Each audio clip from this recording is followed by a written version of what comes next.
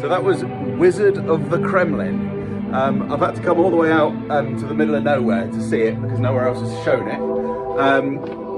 It's obviously it's Jude Law playing Vladimir Putin and Paul Dano, whatever he's called, playing this kind of propagandist. Really, really interesting film. It was released like a year ago and then never actually appeared in any cinemas, I suspect, just because politically it's so awkward. It's just the story of this propagandist who grows up through the Russian 1990s and then becomes an advisor to Putin. It's largely fictionalized, but there's a hell of a lot of detail in there. It's a really interesting...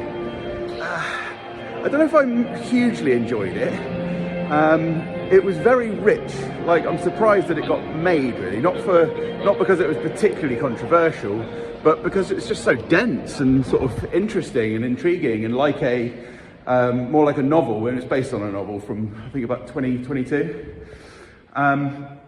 Really worth watching if you're interested in the politics of our age, if you're interested in Russian history and politics.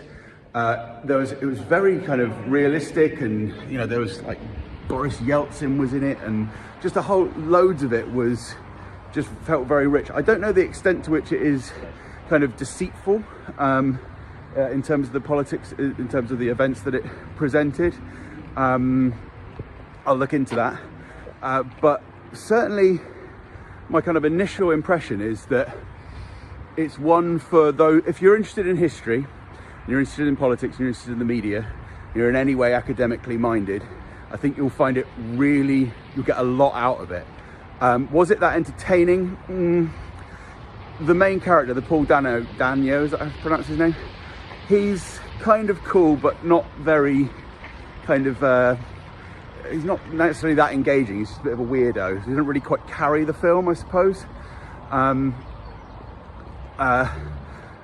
So like the emotional stakes are not great, I wouldn't say.